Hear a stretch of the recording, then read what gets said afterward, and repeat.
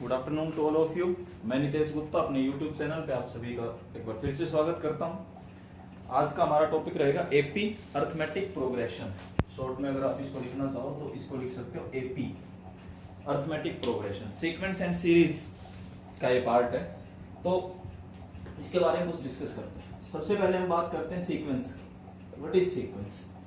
कि सीक्वेंस क्या चीज है? बहुत सी सीक्वेंस हो सकती हैं।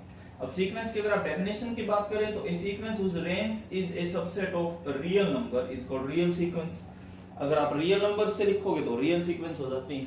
जैसे मान लीजिए आपने कोई भी सीक्वेंस ली A1, A2, A3, A4 up to AN, ठीक है, कोई भी एनी सीक्वेंस।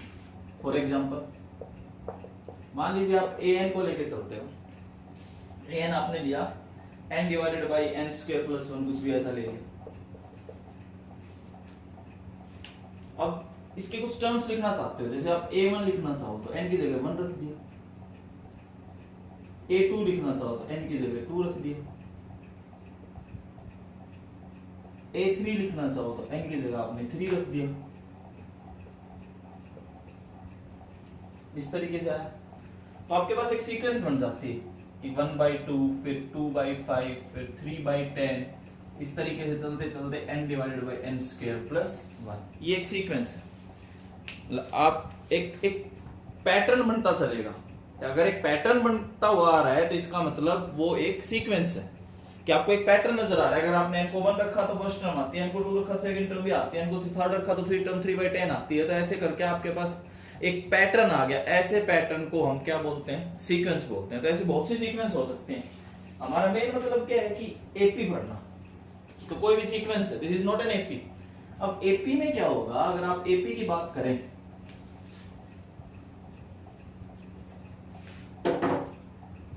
कि एपी में क्या बात होगी, जैसे आपने कोई सीक्वेंस लिखी थी ना A1, A2, A3 up to AN। AP में क्या होगा?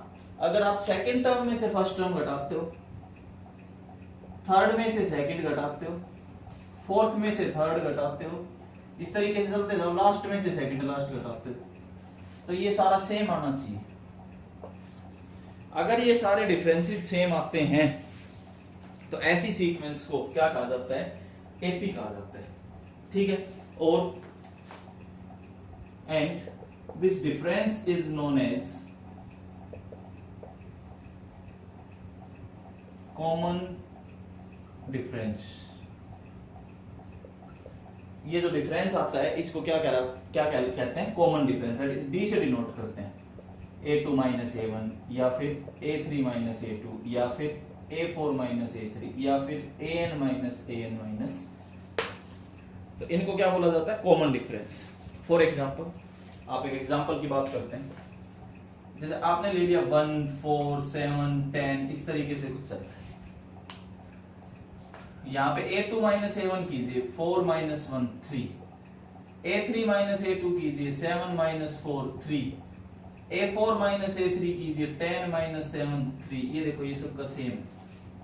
अगर ये डिफरेंस सेम आ रहा है तो इसका मतलब ये सीक्वेंस क्या रहेगी? एपी रहेगी। एपी का मीनिंग समझ में आ गया कि अगर मैं किसी टर्म में से उसकी प्रीवियस टर्म को घटाता हूं, ठीक है, तो जो डिफरेंस आता है वो हमेशा सेम आ रहा है, तो इसका मतलब वो सीक्वेंस क्या होगी? एपी में होगी। यहां तक सब क्लियर है? देखिए कुछ क्वेश्चन डिस्कस करता हूं इसी पे। सबसे पहले तो एपी की इसी कंसेप्ट पे क्वेश्चन डिस्कस करते हैं। देखिए पहला question, prove that the sequence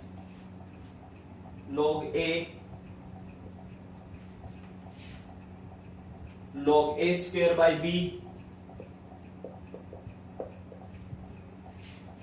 log A cube by B square log A raised to the power 4 by B cube, ऐसे कोई सीक्वेंस है। फॉर्म एन एपी, कि ये एक एपी बना है। हमें ये प्रूव करना है कि ये जो सीक्वेंस नजर आ रही है आपको, ये एक एपी की सीक्वेंस है। हमारे पास तो वही आप लिखना चाहो तो लिख लो। A1 हमारे पास क्या है, log A, A2 क्या है, log A square by B, A3 क्या है, log of A cube by B square, A4 क्या है, log ऑफ A की पावर 4 बाई B क्यूब। इस तरीके से आपके पास है। नाउ अब हमने क्या किया, A2 में से A1 घटाया, log of A square by B minus log of A, log की प्रॉपर्टी लगाइए, log A बाई B हो जाएगा ये इससे कट गया, क्या आया, ठीक है। अगले टर्म्स का डिफरेंस देख लीजिए। अगर आप A3 माइनस A2 करते हो,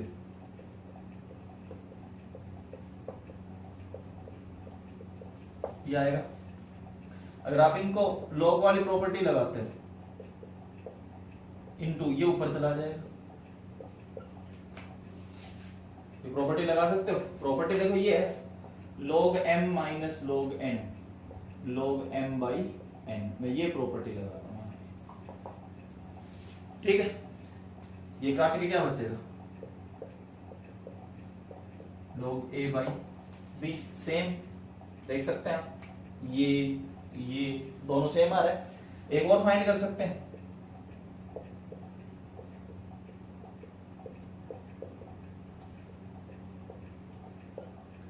यहां पे भी अगर आप डिवाइड करते हैं तो वो ऊपर चला जाएगा, ये नीचे आ जाएगा। अगर आप इसको भी कैंसिल करके लिखते हैं तो we get log a by b। तो ये और ये तीनों डिफरेंसेस सेम आए। अगर तीनों डिफरेंस सेम आए हैं तो इसका मतलब ये सीक्वेंस कैसी है, एपी में। तो ये हमारे पास क्लियर हो गया कि ये एक एपी है। तो एपी के इस टाइप के क्वेश्चन समझ आवे कि किस तरीके से एपी के मतलब चेक करना है कोई सीक्वेंस की एपी है या नहीं है। तो आप इस तरीके से चेक कर सकते हो डिफरेंस देख के कि अगर कॉमन डिफरेंस आता है तो इसका मतलब वो एपी में है, अदरवाइज वो एपी में नहीं है। आगे देखिए, अब हम बात करते हैं general term of AP.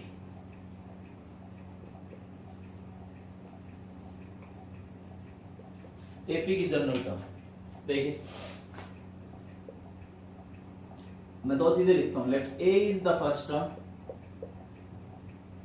D is the common difference. A first term है, डी कॉमन डिफरेंस है। अब आप पहली टर्म लिखते हैं तो किसके इक्वल, ए। आप दूसरी टर्म लिखते हैं वो हमेशा क्या रहेगी, ए प्लस डी। आप अगर तीसरी टर्म लिखते हैं तो वो क्या आएगी, ए प्लस 2d। फोर्थ टर्म लिखते हैं तो वो क्या आएगा, ए प्लस 3d। आप डी डी ऐड करते चलो ना, कॉमन डिफरेंस का ही तो फर्क आता है। अब आप सेकंड में से फर्स्ट घटाओ, देखो इन दोनों में से चेक करो। अगर आप a2 माइनस a1 करते हो तो we gate d, a3 minus a2 करते हो we also get d, a4 minus a3 करते हो वी आल्सो गेट d। तो यहां से आपको पता लगता है कि ऐसी सीक्वेंस क्या रहेगी, एपी में रहेगी। यहां तक क्लियर है। अब देखो जनरल टर्म पे कैसे पहुंचना है। जनरल टर्म पे पहुंचने के लिए मैं दोबारा से लिख रहा हूं, a1 को हमने क्या लिखा, a, a2 को a प्लस d, a3 को a प्लस 2d, a4 को a प्लस 3d, ऐसे चलते हुए an हमें फाइंड करना है। ठीक है, एपी क्यों है तो समझ आ रहा होगा। इन दोनों का डिफरेंस d आता है, इन दोनों का डिफरेंस भी d आता है, इन दोनों का डिफरेंस भी d आता है। ठीक है, d कॉमन डिफरेंस है, a फर्स्ट टर्म है। देखो मैं इसको ऐसे लिख सकता हूं, a plus 0 into d, that is a plus 1 minus 1 into d। फिर हमने इसको लिखा a plus 2 minus 1 into d, इसको लिखा a plus 3 minus 1 into d, इसको लिखा a plus 4 minus 1 into d। अब चेक कर सकते यही है। अब इसी तरीके से चलते रहे तो इसका मतलब ये क्या है, a plus n minus 1 into d is the nth term या general term of n AP। अब कोई भी टर्म निकाल लो उसमें n को रख दो। फर्स्ट टर्म निकाल लिया इनको 1 रख दो, सेकंड टर्म निकाल लिया इनको 2 रख दो, थर्ड टर्म निकाल लिया इनको 3 रख दो। इस तरीके से आप जितनी भी एपी की टर्म्स हैं सारी फाइंड कर सकते हो। तो जनरल टर्म का आपके पास फॉर्मूला आ जाता है nth टर्म या जनरल टर्म जिसको बोल रहे हो a plus n minus 1 into D. समझ आ गया यहां तक? ठीक है, आगे देखिए।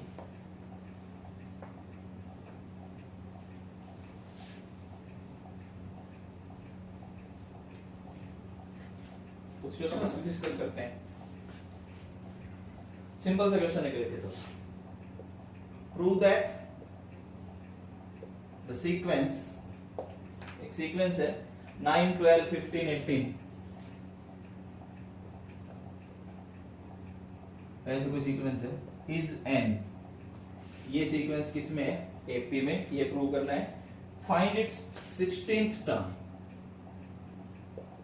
और हमें इसकी कौन सी टर्म फाइंड करनी है, 16th। तो हमें कोई टर्म दे दो, अगर एपी में है तो कोई टर्म दे दो। देखिए हमारे पास सीक्वेंस क्या है, 9 12 15 18, इस तरीके से सीक्वेंस है। सबसे पहले आप a2 माइनस a1 फाइंड कीजिए। 12 minus 9 we get 3, a3 minus a2 15 minus 12 we get 3, a4 minus a3 18 minus 15 we get 3, ऐसे चलते रहे। ये देखो क्या ये सेम है, यस ये सेम है, तो इसका मतलब this imply this is an AP, ये एक एपी में है, एपी में तो है। अब ए हमारे पास क्या है 9 और डी कितना है 3, क्या ये एपी की कंडीशन समझ में आई। फर्स्ट टर्म 9 थी, कॉमन डिफरेंस कितना आ गया 3। अब जनरल टर्म अगर मैं लिखना चाहूं तो आपको पता है an is equal to a plus n minus 1 into d, that is 9 plus n minus 1 into 3, that is 9 plus 3n minus 3, that is 6 plus 3n। ये जनरल टर्म आ गई इसकी। आगे जनरल टर्म हमें कौन सी टर्म निकालनी थी, 16th टर्म। ध्यान रखना क्वेश्चन में जो पूछा गया उस पे बात करो। हमें क्वेश्चन में कौन सी टर्म पूछी गई है, 16th टर्म पूछी गई है, तो हम n को क्या रखेंगे 16। n इज इक्वल टू, अगर मैं 16 रखूं तो a16 is equal to 6 plus 3 into 16, that is 54 is the answer. तो कोई भी टर्म निकालनी हो आप n को वही रख दो। आप n को 16th रखना था तो 16th हमने रख दिया, तो वी गेट द आंसर 54। तो इस तरीके से आप क्वेश्चंस कर सकते हैं nth टर्म के रिगार्डिंग। जैसे एक क्वेश्चन और करवाता हूं,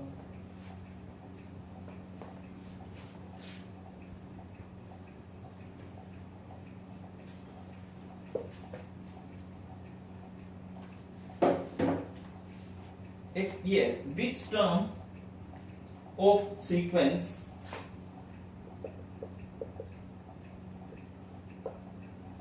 सीक्वेंस की कौन सी टर्म 4 9 14 19, ये सीक्वेंस है, इज 124।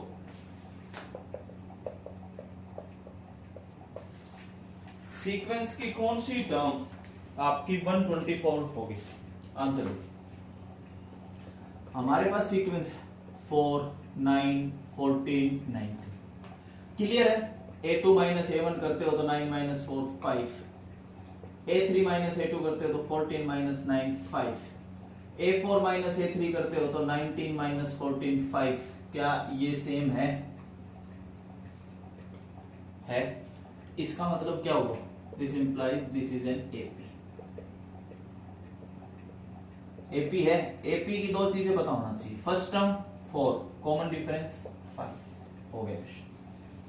दो चीजें फाइंड कर लो आप एपी में, एक तो फर्स्ट टर्म निकाल लो 4 आ गई, कॉमन डिफरेंस 5 आ गया। जनरल टर्म लिख लो an a plus n minus 1 into d, 4 plus n minus 1 into 5, ये आपके पास an आ गई। इसको थोड़ा और लिखना चाहो तो 4 plus 5n minus 5, that is 5n minus 1, ये आपके पास an आ गई। ये बताना कौन से नंबर की टर्म होगी। Let 124 is nth term, that is an की वैल्यू कितनी है 124, हमने मान लिया। अब an की जगह आपने क्या रखा, अब यहां से n निकालते हो तो कितना आ जाता है 25। तो इसका मतलब 25th टर्म, इसका मतलब क्या हुआ कि एपी की 25th टर्म क्या आएगी 124। समझ में आ रहा है कुछ? अगला क्वेश्चन देखिए, इस तरीके से क्वेश्चन आ सकता है कि कौन सी टर्म होगी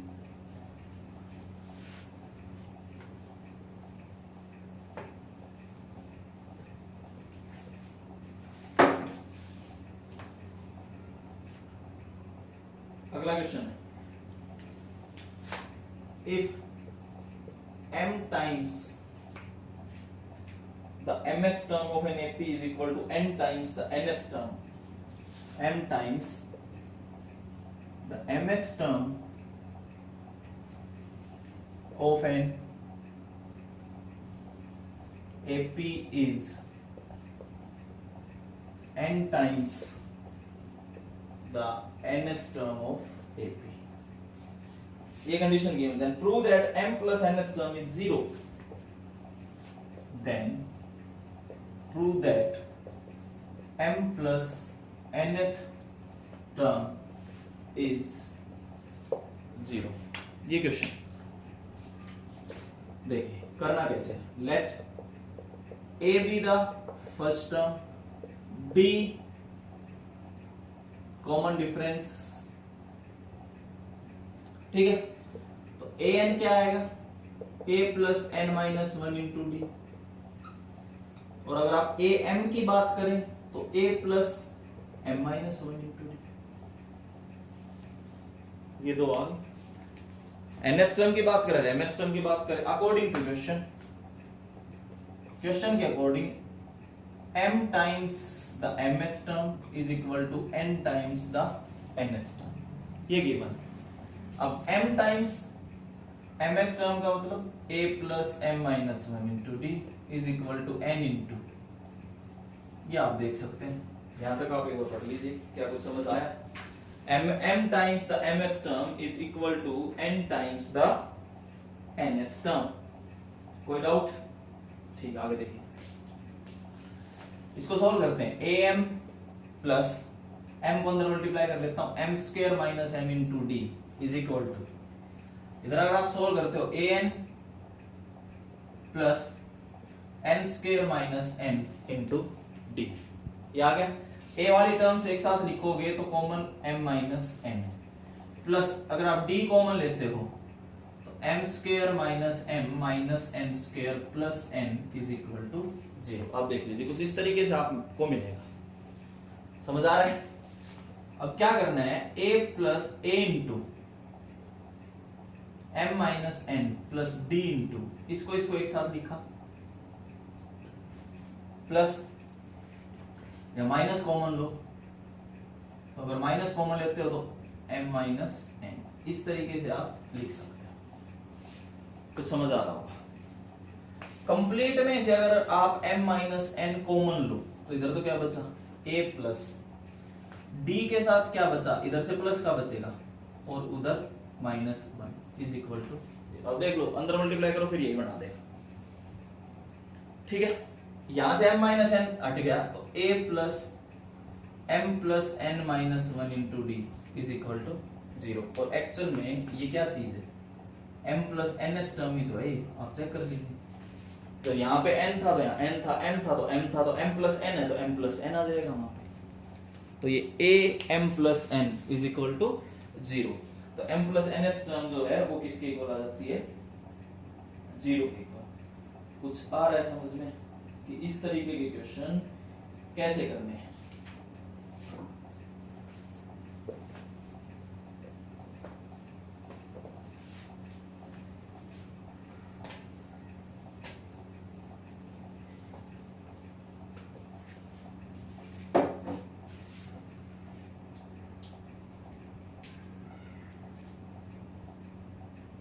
देखिए, if mth term of an AP is 1 by n, question है, if mth term of an AP is 1 by n, mth जो है वो 1 by n है and nth term is 1 by m,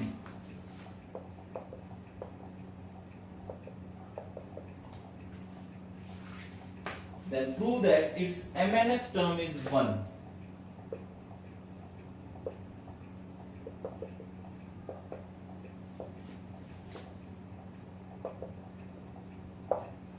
ये प्रूफ है, क्वेश्चन को आप पढ़ लीजिए ध्यान से, प्रूफ देखिए। Let a is the first term, b is the common difference, ये गिवन है या ये मैंने माना है, ठीक है। अब क्वेश्चन के अकॉर्डिंग क्या गिवन है, अकॉर्डिंग टू क्वेश्चन पहली कंडीशन mth टर्म जो है वो क्या है 1/n। अब आपको पता है ये कैसे लिखते हैं, इक्वेशन नंबर 1, समझ आया कुछ। एंड nth टर्म जो है वो क्या है 1/n, ये क्या लिखा जाएगा,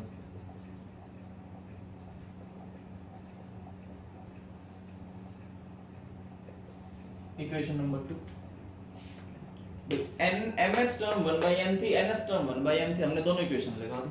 अब हमने क्या किया, सेकंड में से फर्स्ट को घटा दिया, a plus n minus 1 into d is equal to 1/m, a plus m minus 1 into d is equal to 1/n, subtract a cut गया। अगर आप d कॉमन लेते हो n minus 1 minus m plus 1,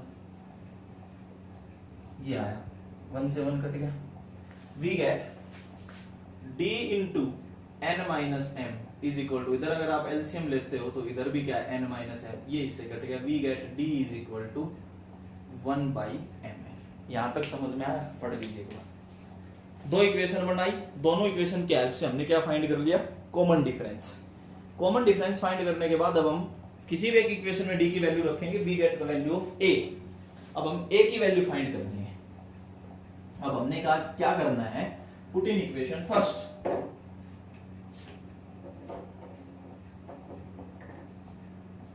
first equation put करनी है। First equation ये थी ना, इसमें d की वैल्यू रख दो,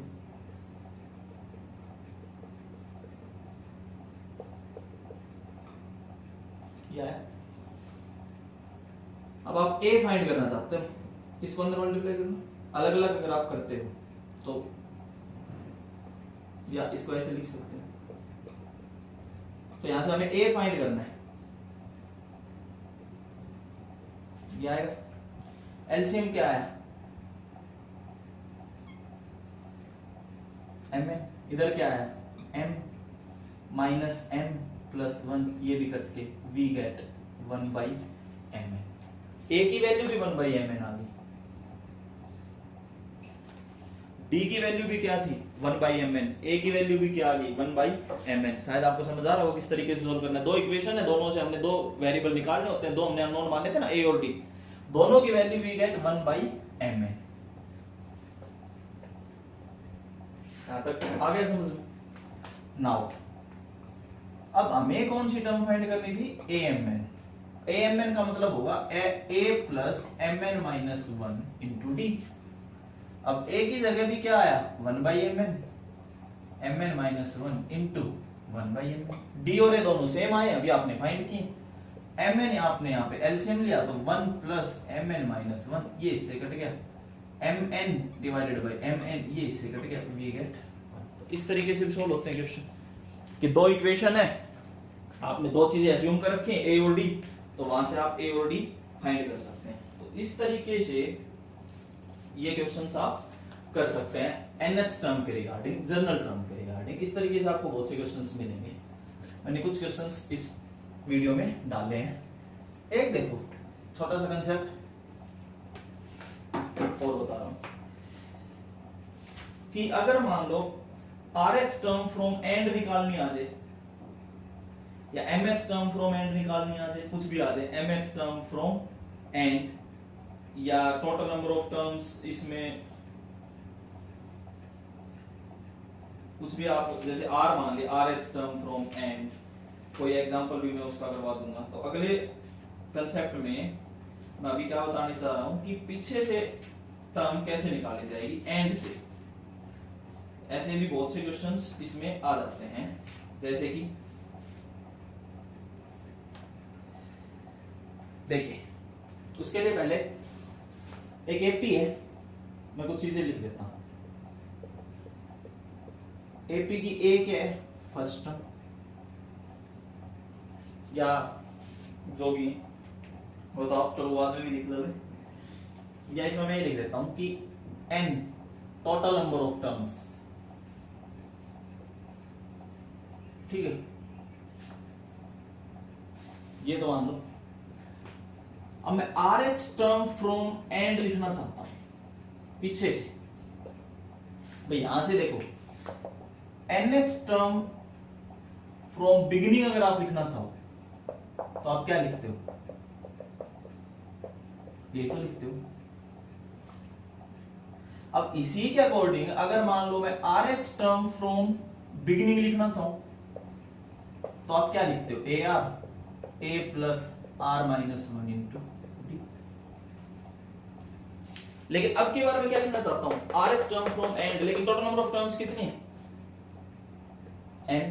तो ये होगा n minus r plus oneth term from beginning. Rth term from end is equal to n minus r plus oneth term from beginning. आप ये चीज ध्यान रखना कि हमें अगर R H term from and निकालने आ जाए तो हम आगे से कौन सी टर्म निकाल देंगे, n minus r plus oneth, वही पीछे से आर एच टर्म होगी। देखो फॉर एग्जाम्पल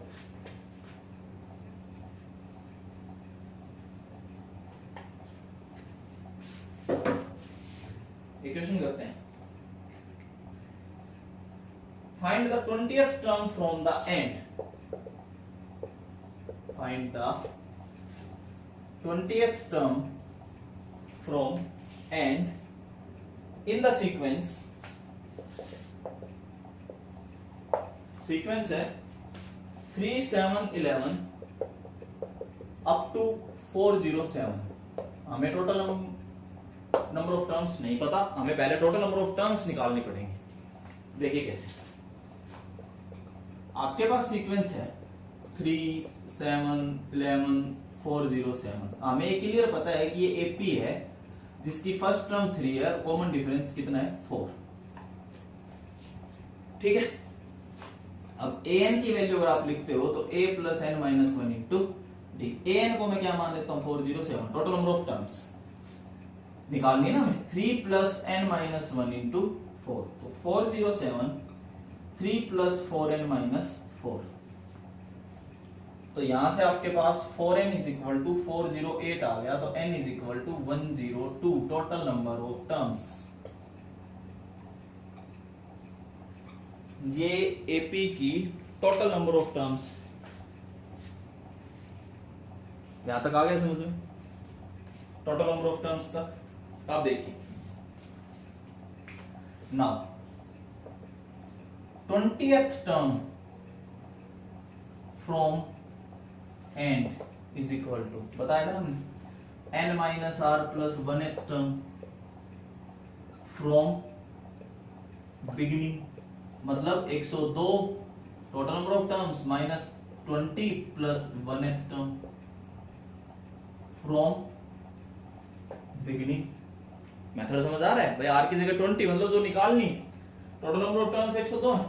अभी कौन सी टर्म आ गई 83, 83rd term from beginning, that is a plus 82d। यही तो होती है 83rd टर्म। अब a की वैल्यू आपको पता है 3 और d की वैल्यू 4। फर्स्ट टर्म और कॉमन डिफरेंस आपको पता है, ये वैल्यू आ जाएगी 331। तो आप ये याद रखना 20th टर्म फ्रॉम एंड मतलब rth टर्म फ्रॉम एंड अगर आप फाइंड करना चाहते हो तो बिगिनिंग से कौन सी टर्म होगी, n minus r plus 1th term from beginning. क्या ये क्लियर है, यहां तक सारा समझ आ गया। देखिए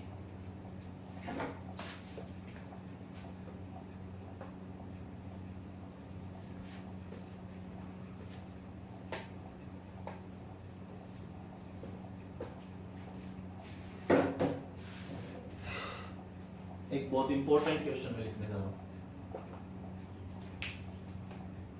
find the number of terms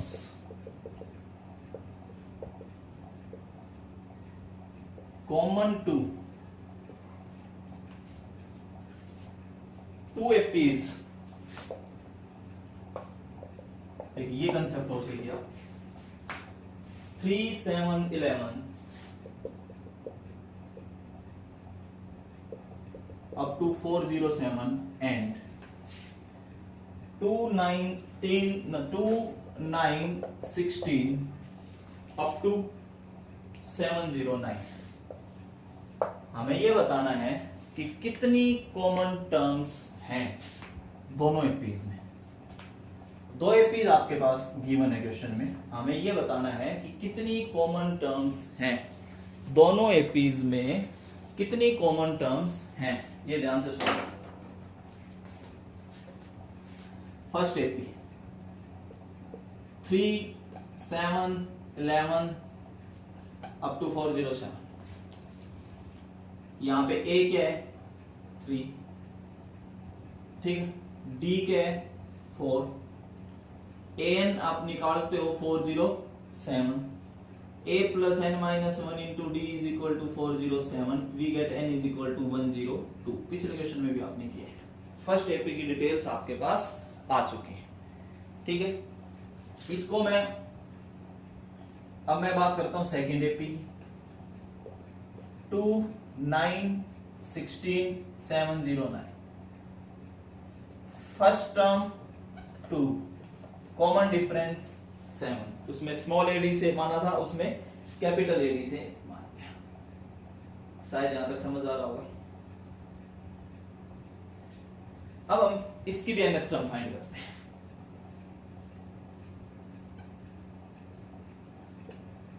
इसको क्या माना, a कितना है और ये कितना है, इसको इधर घटा दिया,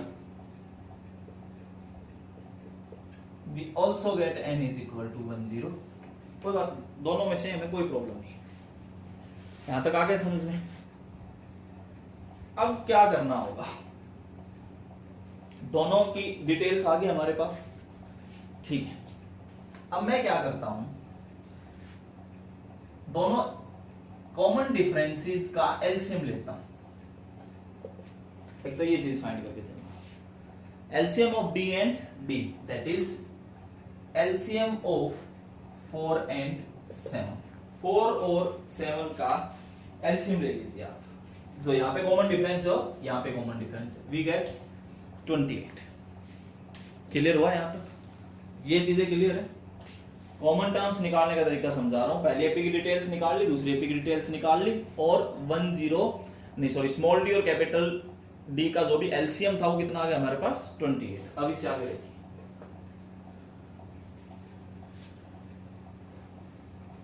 अब हमें क्या करना है,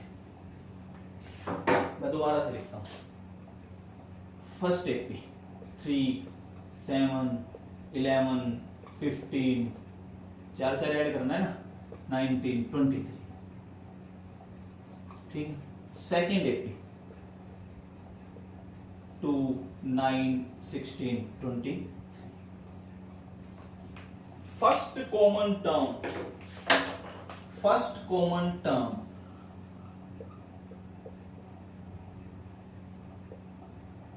ये फाइंड करनी थी, फर्स्ट कॉमन टर्म। तो फर्स्ट कॉमन टर्म कितनी आ गई हमारे पास 23,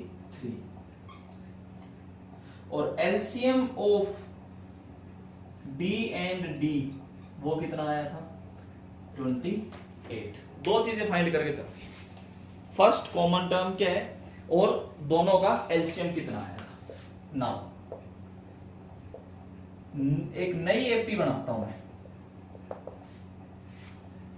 इसमें पहली टर्म तो क्या लेता हूं 23, और कॉमन डिफरेंस कितना लेता हूं 28। तो एपी क्या बनेगी 23,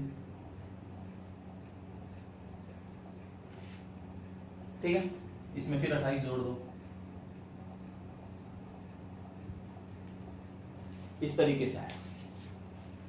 समझ आ रहा है, पता नहीं कितनी टर्म्स होंगी।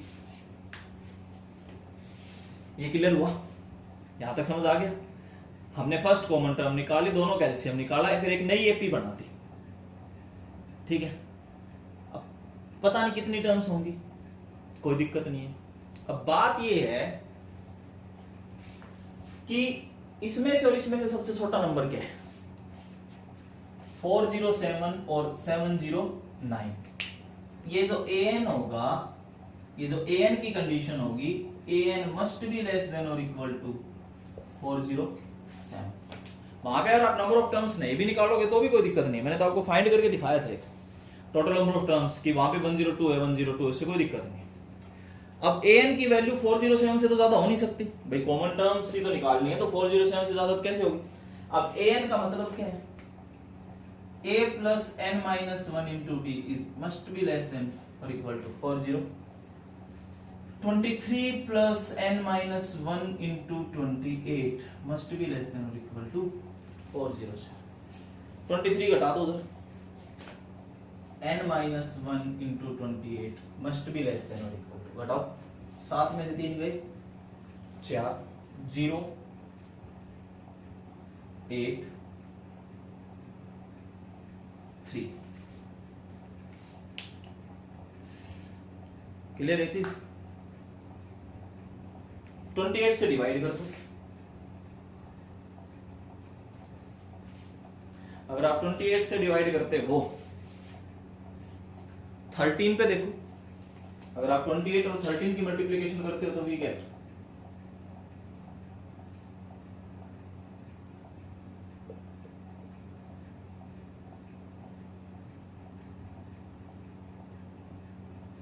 ये चेक कीजिए कितना आ रहा है।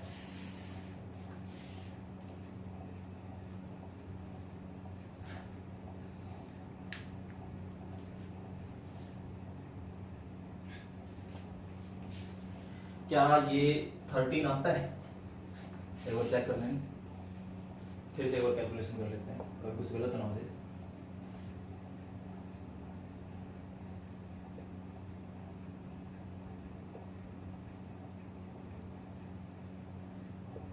थ्री सिक्सटी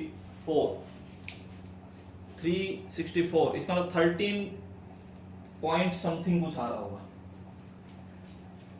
13 पॉइंट कुछ भी वैल्यू आ रही होगी आगे। फॉर एग्जांपल मैंने कुछ भी मान लिया, अप्रोक्सीमेट 13.5, मैं अप्रोक्स लिख के चल रहा हूँ, इसको कुछ भी आ रहा है हमें नहीं पता फिलहाल एग्जैक्ट कैलकुलेशन क्या, आप कर लेना।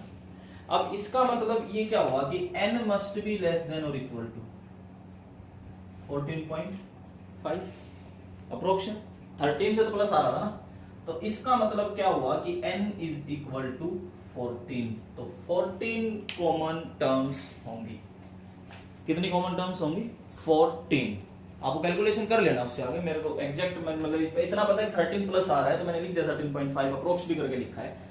तो यहाँ से n की वैल्यू लेस देन और इक्वल टू 14 पॉइंट समथिंग आ रही है, तो इसका मतलब n क्या होगा 14, इसका मतलब कॉमन टर्म्स कितनी हुई 14 हुई। तो कॉमन टर्म्स निकालने का ये तरीका है कि आप फर्स्ट कॉमन टर्म निकाल लो, दोनों का कॉमन डिफरेंस लेके एलसीएम ले लो, एक नया एपी बना लीजिए, an इन दोनों की जो लास्ट टर्म है, ठीक है, उनमें जो छोटी वैल्यू है उससे लेस देन और इक्वल टू लेके चल लो, n की वैल्यू आपके पास आ जाएगी। इस तरीके से आप अपने क्वेश्चंस कर सकते हैं। बाकी और क्वेश्चंस आप ट्राई करना, हम अपनी नेक्स्ट वीडियो में sum of n AP and terms of n AP discuss करेंगे। जब तक के लिए इतना ही काफी, आप अपने क्वेश्चंस करते रहिए। Thank you.